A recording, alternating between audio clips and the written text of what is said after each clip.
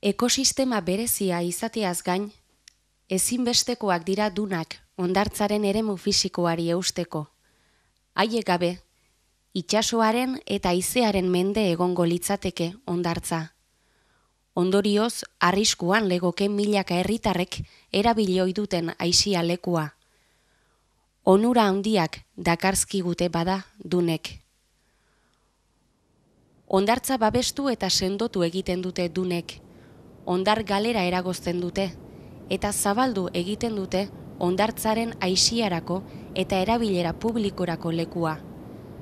Nabarmen handitzen dute dunek eguzkia hartu eta bainatzeko hondartzako aldea. Horrenbestez, zabalagoa bihurtzen dute hondartza eta ederragoa haren paisaia. Dibertsifikatu egiten dituzte dunek hondartzaren erabilerak, eta hainbat eratako giroak sortzen dituzte urtean zehar, guztiak ere aisiaren lagungarri. Erlaxatuta egotea, natura behatzea, pasiatzea. Haize hotzetatik babesten gaituzte dunek, eta solarium naturala bailira bezala jarduten dute. Dunei esker, asko luzatzen da eguzkia hartzeko sasoia.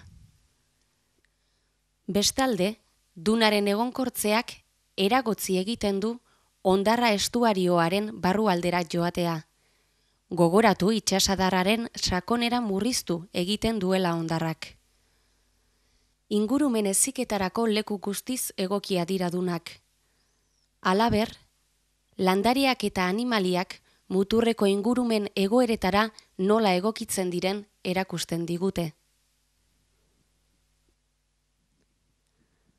Prozesu naturala hasten denean, hainbat landare espezie hazten dira dunan, berez hazten ere, eta duna sistemaren leheneratzeari laguntzen diote.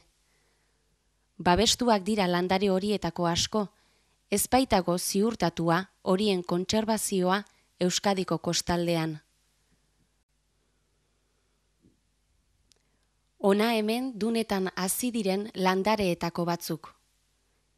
Itsas kardua, onkenia, itsas kakilea, itsas lilipa, itsas odolurra, hondartzako esne belarra.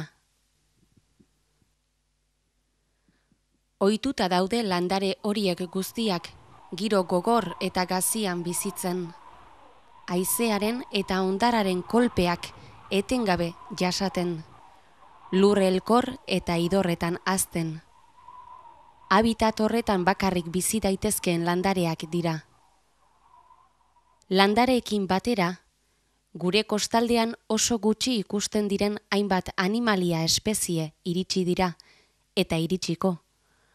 Azpimarratzekoa da txirritxo txikia.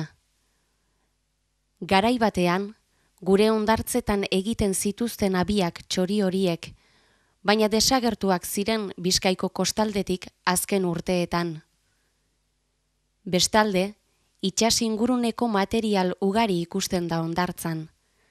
Maskor zatiak, harrikoskor txiki-txikiak, edo berberetxo txirla edo beira maskor handiak ere.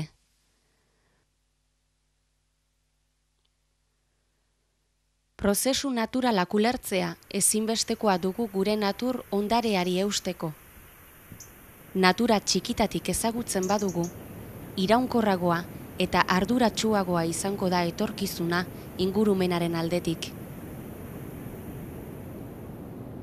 Azkeneko 50 urteotan jasandako erasoak direla medio, itsasertzak galdutako biodibertsitatearen zati garrantzitsua itzuli digute dunek.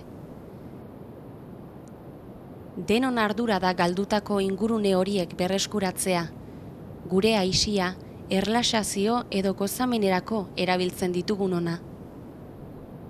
Naturari dagokiona itzultzeaz gain, gure onerako da dunak berreskuratzea. Izan ere, dunarik baldin badago, aisia leku eder eta egonkorrak izango ditugu, bai guk, bai gure ondorengo belaunaldiek. Euskal Autonomia Erkidegoko mugetatik landa iristen da Laidako dunen balioa, Horregatik, Euskadiko duna sistema zabalena izateaz gain, Europako erkidegoko leku garrantzitsu den Urdaibaiko itsasadar eta itsasertzeko parte da. Baita Urdaibaiko itsasadarreko hegaztientzako babes bereziko eremukoa ere. Horrez gain, Natura 2000 sarean ere badago, baita Ramsarren nazioarteko ezeguneen hitzarmenean ere. Erakunde horietako kide izatea laguntza handia da Euskal Kostaldeko ekosistema berezi eta parerik gabeko horri eusteko. Zure esku dago orain dunek bizirik irautea.